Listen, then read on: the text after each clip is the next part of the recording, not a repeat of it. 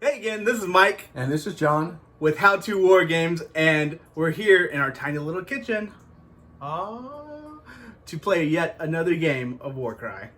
Today I'm going to be the Corvus Cabal. And I'm playing the Nighthaunt. So I'm going to see if I can put down some little tiny ghosties with my little feathers. I don't know. We'll see. I'm going to jump down on them. We'll see. All right.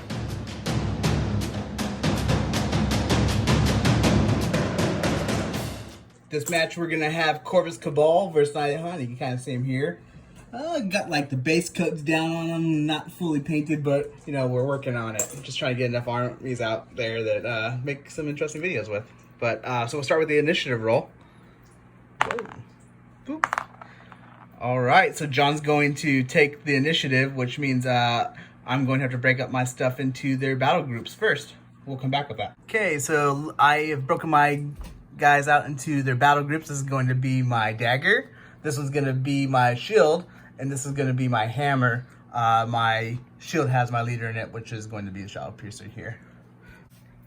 This is my dagger, my shield, and my hammer. And right here with the green flames is my leader. So we're going to start pulling the cards now. Because John won the initiative roll, he'll get to pull the cards. So he'll do that now. That's upside down. They're all upside down. All right, so this is going to be the terrain card we pulled. And this is going to be the deployment card we pulled, Unseen Blade.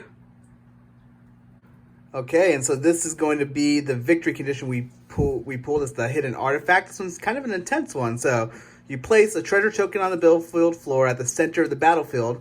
Then starting with the player who won the priority roll, each player places one treasure token on the battlefield more than 9 inches away from other treasure tokens and more than 4 inches from the battlefield edge. At the end of the first battle round, the player rolls off, or the players roll off, and the winner picks one treasure token on the battlefield, or one piece of treasure that is being carried, and removes it from play. At the end of the second battle round, the opposing player does the same. The battle ends after 3 rounds, and when the battle ends, the players whose fighter is carrying the remaining treasures wins the battle. And the twist card that we pulled is Eerie Silence. This twist card has no effect. So not a single cry or rustle of grass can even be heard amidst these ruins. This comforting silence is broken only by the sudden clash of weapons. Huh, interesting. So nothing. Okay, now that we have pulled all of our cards, it's time to set up the battlefield.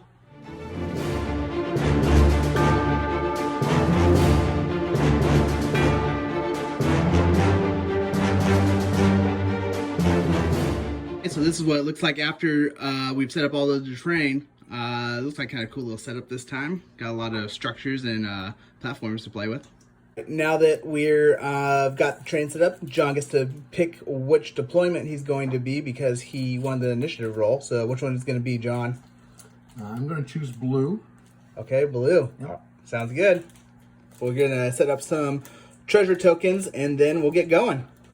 So with this victory condition, we have to place one treasure token kind of right in the middle at first, and then each one of us gets to place one more than 9 inches from that one and 4 inches from a board edge. So we pre-measured, and John's going to put his over here. Right there. Right there where it goes. Is there a reason you're putting it there? Yes, I have my, my shield coming in here, and my hammer comes in here. That's going to give me a nice location to get to this quickly and pick up the treasure. All right, sounds good. Okay, so I ended up putting my objective down over here. Basically the same thing. I have my guys starting kind of in the middle, and then I got some guys coming in right here, and hopefully I can get there before his guys over there can get there. I don't know. It's pretty tight, to be honest with you. Can't really, there's no good place to put it. So yeah, they're sort of equidistant. Yeah, everyone's just kind of converging in. Yeah, so it's going to be interesting. So this is what it looks like, the treasure setup after we kind of put them all down and we picked our different ones. Now we're going to go to deployment and we'll show you what that looks like. Only the shields are coming on first and coming on in the center area here. So this is what our setup looks like after we deployed our shield, which is the only ones coming in on round 1. We've got the Nighthaunt stacking up right here on the treasure, and same with me kind of coming around here the back and up top here. And then for the other guys, we got them kind of staging here on the perimeter as they come in round 2. To come in and kind of just squish everything.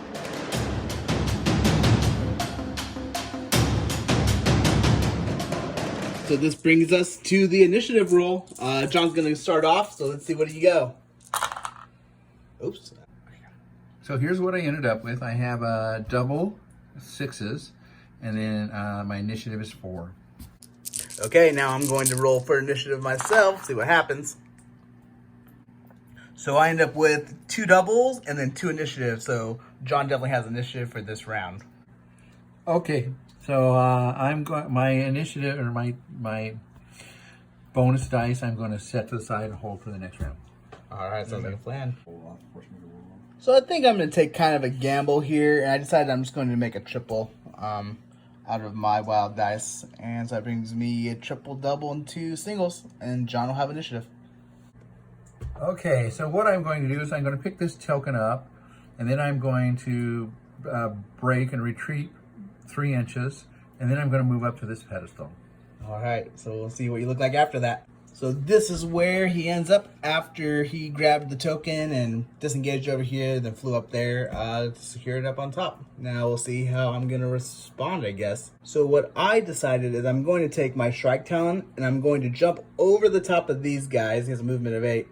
And then it'll give me a bonus move if I land 3 inches lower than where I started. So I will, which means I will then move to grab that if I'm not within range, and then move one more time to kind of run away with it. So we'll show you where I end up after that. All right, so this is where I landed after jumping over those guys after my 8 move. But because I jumped 3 down, I have to take impact damage potentially. So let's see if I do.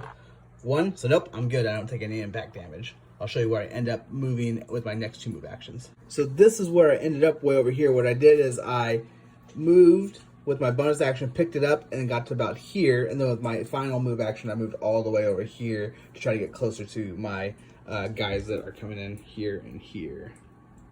So I'm going to use my doubles and use the universal ability Rush. And I'm going to break away and then move my movement +1 for Rush. Awesome. So that's where we end up with the Grimghast Reaper.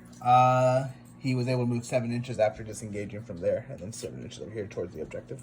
Okay, so what I'm going to do is I'm going to take my Shadow Piercer, and I'm just going to double move and see if I can get to this objective over here. We'll see what that looks like afterwards. Okay, so this is where my Shadow Piercer ends up. It's going to be a race for this treasure. Who do you think is going to get there first, John? Me. Well, I'm hoping it's me. So I'm going to make the same move with this guy. I am actually going to break this way and run over here for my 6 movement. All right, so this is where the Grimghast Reapers end up. They're heading through, heading to see if they can take it from this Shadow Piercer. And then I have this last guy to move for round 1, and I'll show you what that looks like when I'm done. So this is what we look like after I moved. I actually used my last double to use Rush on my Spire Stalker, I think it is. Yep, Spire Stalker. So we got 2 and 2 heading this way, and then everyone's about to come in here after this round on the start of round 2. So this is gonna get interesting. I think it's gonna be a bloodbath. Is there blood in a ghost? I'm not really sure. We'll find out. So this is where we sit at the end of round 1. I got my Shrike Talon is holding one treasure, and then we've got the Dreadwarden holding another treasure, and then we have 2 groups of 2 heading to try to secure this one. And then we got all the guys coming in around 2 around the perimeter, so we'll see how that ends up. Okay. All right, so we actually just reread the victory condition. We have to roll off now to see who's going to destroy one of these objectives, one of those either being held or the one that everyone's heading towards. So we're going to roll off right now. And it looks like John gets to pick which one, so we'll be back with what his decision. Woo-hoo! So after much discussion with my Dreadwarden, we decided to destroy the treasure that the Shrike Talon is carrying. All right, so I had a wonderful treasure. It was here. Now it's out of here. So somewhere over there. I still have one. I guess now he goes on the offensive.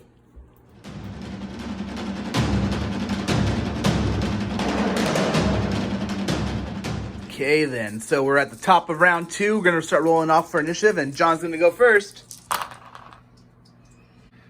So I have 2 doubles and an initiative of 2. Oops. What are you gonna do with that? Nothing, huh? Nothing right now.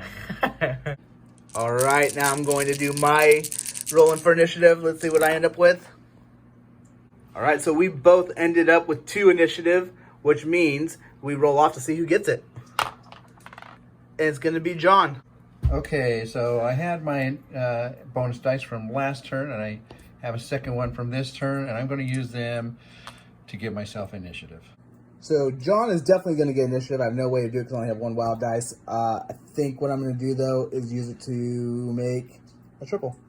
And I'll have a triple, double, into initiative. So now we're heading into the reserve phase. We got all these guys out on the perimeter. John won initiative, so he'll place his first, and I'll do all mine, and we'll show you what they all look like once they're on the battlefield. So this is what we're looking like after the reserves have come back in. Kind of give like a pan shot real quick. This is John's dagger came in and got this person engaged right here, my Spire Stalker. Got the 3 guys came in here from his hammer. This is my dagger, got them lined up right here. And then this is my hammer, trying to get in close to the Grimghast Reapers over here.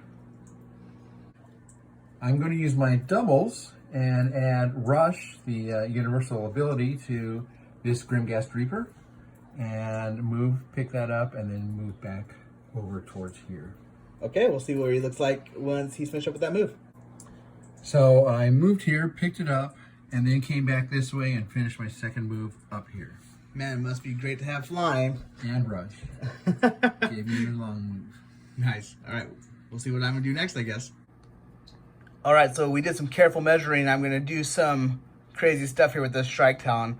Basically, I'm going to move my first 8 inches to get me right here. And then I'm going to use my triple, which gives me a bonus move action and then an attack action. It gives me a bonus move action, which will let me jump from there to down here for 8.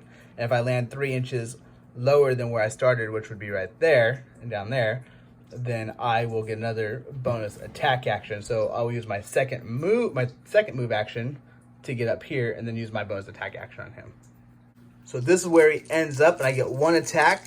My Shrike Talon has 5 attacks. He has a strength of 4 to a toughness of 5. So it's gonna be 5s and 6s. 5s and 6s. Let's see what I do. Oh my goodness. Isn't that the normal for me? All right, so 2 6s is going to be a total of 8 damage to him. Okay. So that leaves us Grimghast Reaper with 2 health after that. I'm going to use my double for another rush. And I'm going to move this chain rasp 5, 5, and then it'll be 6 with the rush on each one. So it total should 12. end up about right there. Alrighty. So this is where he ends up. Just gotta love to have that flying, be able to get wherever you want. Although I guess my guys are pretty fast too. So what I think I'm gonna do is I'm gonna use this Shrike Talon. I'm gonna use a double. We had a falling tape measure. So I'm gonna use a double on him to use rush as well. And I'm gonna run him over this way and just climb up on this and get on top of this platform here. And that's what these 2 bird bros look like when they're up here together hanging out. So that's where I ended up. So I just realized when I did the first Shrike Talon and I ran him from all the way over here, jumped off this edge, and then moved up here, I forgot to roll to see if he would get impact damage, so I'm going to roll that real quick. And he's okay, so I didn't even need to do this. Oh well. Okay, so I'm going to move this Grimghast Reaper, and I'm going to actually come up here into about here, and I'm going to lock both these into battle. Sweet. And I'll take an attack on one of them after. Sounds like a plan. We'll get to it here in a moment. Okay, so I'm going to do the attack now. I have... Which one are you hitting again? I'm sorry, the Grimghast Reaper is hitting this... The one in the front? Yes, the one in the front. Okay. I have 3 attacks, and I have a strength of 3. I have a toughness of 4. So I'm going to hit on 5s and 6s. All right, let's see. Oh, boy. 2 6s, and that is 4 each, so 8. Total of 8 damage, and they have a total of 28, so that's going to be 12 left. And I'm going to have to roll to see if I fall, because you crit me. Okay, so I'm going to roll to see if I fall. On a 1, he falls, and on a 6, he stays, so we're good. So my Shrike Talon has a total of 12 health left, and I'm just going to put that down here somewhere, and well, maybe I'll put it up here. There it is. There we go. 12 health left. So I'm going to swing this direction. I'm going to attack with my Spire Stalker to the Spirit Host. I'm going to have 4 attacks. Do it twice, and I have a strength of 4 to a toughness of 5. 5, so it's going to be 5s and 6s. I feel in some sort of trend here. All right, so 5 and 6s. Wow, I'm feeling it though. So that's going to be 4, 8 so far, and then another roll of it, and then I'm going to be another 2, so a total of 10. And how much health does he have? He has a health of 30. 30, so that's going to bring him down to 20. Jeez, they have a lot of health. They have a lot of health, man. Okay, so I'm going to move the Chain Rasp up and over to about here to see if I can be in range to affect that battle over there.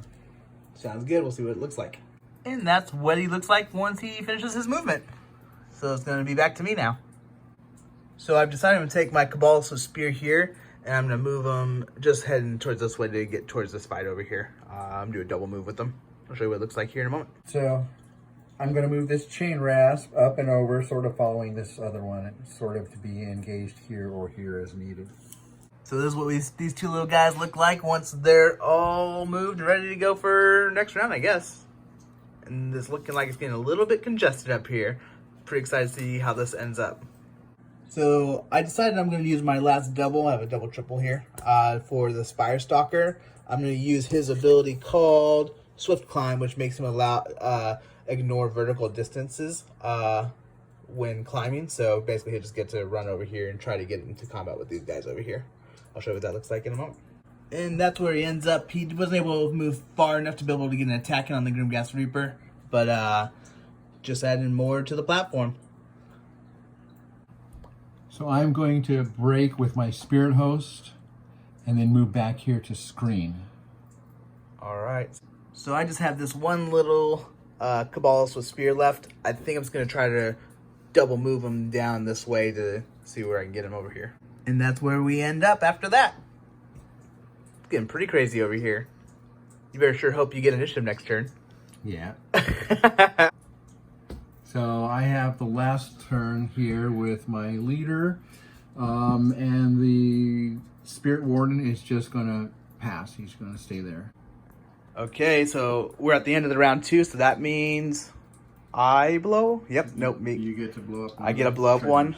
So it would be fun to blow that one up, to have everyone here for no reason, but then I don't think I'd be able to actually get enough people on that platform to do anything.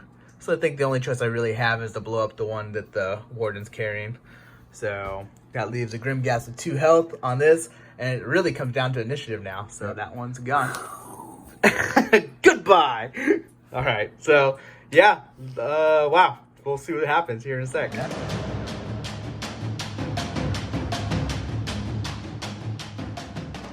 Okay, this is the top of round 3, last round. John's gonna roll for initiative first. What you got? Oh boy, they really went far. Okay. So I have a triple and 3 initiative. So that's pretty much what you were looking for. That is exactly it. We're gonna see if I can do. How many wild dice do you have? Just the one that you're gonna get? The one I'm gonna get. So here we go. I really have to get at least 3. At least 3. Come on. Oh boy. Okay, so I ended up with 2 doubles and then 2 initiatives. So John gets to pick what he's gonna do with those wild dice. I have a feeling I know what it's gonna be, but we'll go see what it is in a moment. Okay, so for my bonus dice, I am going to use it for initiative. I need to really make sure I get that initiative. And so I'm going to use it for that so that I can move him with the treasure token over here.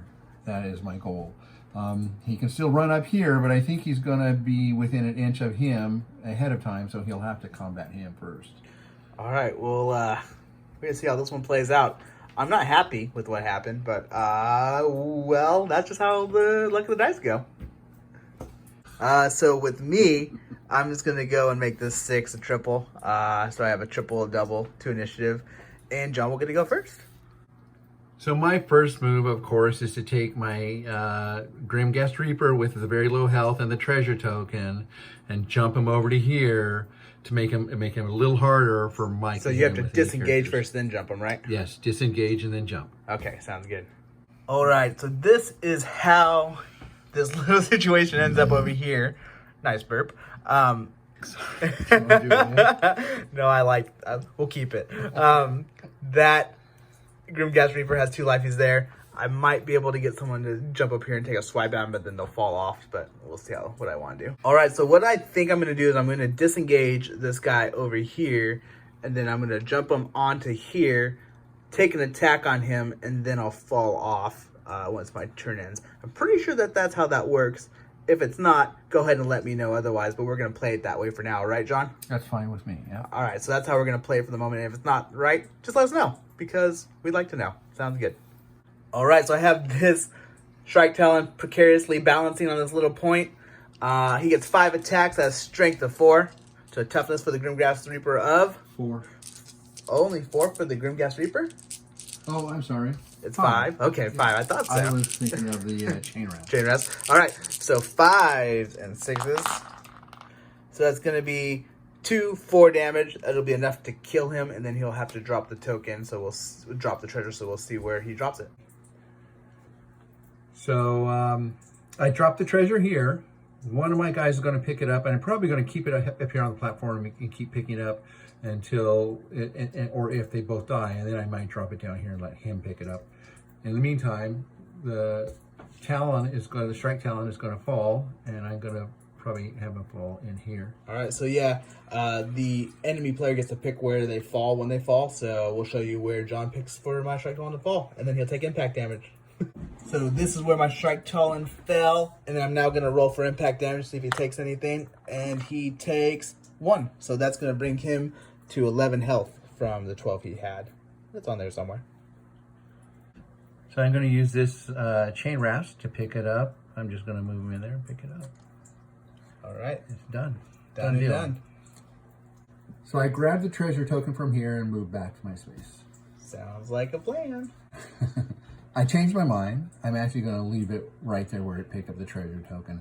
The reason being, if I had moved back here, it would have left the whole platform for Mike to put one of his Shrike Talon or one of his other characters on and just pick me off that way. But this way now, it's harder for him to stand on there. He's got to come up here, and there's a chance of him falling off. You don't want me to just start pecking at you up there? No way. All right, fair enough. So that's that then. Yep, that's the end of his turn. He's going to wait. So being the not super seasoned WARCRY players that we are, I came to realize that when I disengaged and then jumped over here, that was 2 moves. Therefore, I was unable to actually attack him. And that's going to be the same for any one of my guys. And basically what that means, John? Let me show you what that means. That means that guy's there. And he has the treasure, and you can't kill him and There's take the treasure. There's nobody I have except for maybe him that can do that. Or one of those 2. I guess one of those 2. You're but close enough in range. I don't think he is. So, yeah, so that guy's actually back. And he... I don't know. I guess he just fell. He's just standing there and fell. So he just stood there and fell and took some damage for no reason. We're just going to go with that to... Yeah. Whoops! All right, so after that whole blunder, what I've decided is I'm going to try to do this the right way. I'm actually going to use the triple on this Shrike Talon. So I'll disengage. Then I'll use my triple to get a bonus move, which will drop me down there, which will give me a bonus attack action. So I'll use my bonus move to get up here, and then I'll use my bonus attack action to attack him. I hope that all makes sense, but that was the swooping attack triple. Now that's where we end up after that, so I'm going to give another attack here in 1 moment. All right, 2 life left. My Shrike Talon has a strength of 4 to a toughness of 5. 5 on the Grimghast Reaper. Come on, I killed him once. Can I do it again? And I do. So he's dead with those ones. Okay, so now he is really dead this time. And then once again, we'll do the fall damage and everything for this guy. So that is where he falls after John placed him. I'm going to roll for impact damage again. 6, so he takes 3. That's going to bring him down to 17. So upon review, we also noticed that when Mike failed to kill my Grimghast Reaper the first time with this one because his movement was completed there and he didn't have any attack left, we realized that after we corrected that, we had forgotten to take into account that I wouldn't have had to make a move that turn. So what I did for that move is I waited my Spirit Warden, and now my movement was to pick up the token again, the treasure. Okay, so now we're back on track, and then it's now my turn again, right? Yes. Wow, so sorry for all that debacle. This is what happens when you're learning how to play a game and you just get into the roots of it, I guess. Yeah, so if you're still here watching this and not just walking away, I'm now going to move this person. We're going to jump up here. I can get to right about here. Actually, I'm going to climb up and then move here. I'll get one attack on that chain rasp, and then I'm going to fall again. So we'll show you what that looks like. All right, so I am now attacking with my Cabalist with spear throwing dice everywhere. That's going to go to your chain rasp. I have a strength of 3 and a toughness of 4. All right, so still those 5s and 6s. Whoa, 2 crits. That's going to be 8 damage, actually. 8 damage, and he's got 8 health, so you actually kill him. Well, I kill him, so he's going to drop the objective. We'll show you what that does. Oh, just right there? It's right there. Sounds like a plan. So joining the rest of his brethren down here on the floor after he fell, John picked this spot right here. We're going to roll for impact damage now. Oops. And let's see what happens. 5, so he takes 1 damage. That's going to bring my Cabalist down to 7. So now I'm going to move him and pick up the treasure and leave him there. All right. So this is interesting. I guess I don't know if I have much more answers for this, but let me take a look.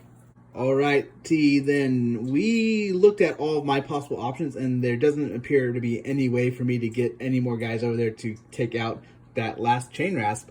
So if this person were to disengage, he couldn't jump across, and he can maybe go that way. Well, I wouldn't be able to fit through there. He basically is stuck here, and then... Yeah, he could disengage and drop there, but he couldn't get up here and move down here and still attack. These guys here, if they were to come in over here, try to run up here to get here, well, first off, it would be a real feat to get over there, but they actually would just get engaged with the spirit host, so they wouldn't be able to actually even get to climb before being engaged here. And then I have one person over here, and it would just take too much movement to try to even get him over there to be able to still get an attack. So, John and the Nighthaunt win this one. What do you think, John? I think that's good. You and your little turtling moves. It was. Sometimes strategy is the name of these games, and when they can fly, putting them on things that it's hard for people to attack is really a saving grace. Yeah. No, so it was a sound strategy. John won. Great game. Thank you, Mike. Yeah. And I had a lot of fun. Yeah, flying in this game is pretty huge. And John maneuvered it really well. Even with the Corvus Cabal, which are really quick, it's still, he kind of took really what it came down to was a roll of the dice. Right here. Yep, that last the turn 3, because if I would have killed you there, then it could have been a totally different game with me running off trying to do something else. So using that initiative dice to win it, won it. And good job. I had a lot of fun. I did too.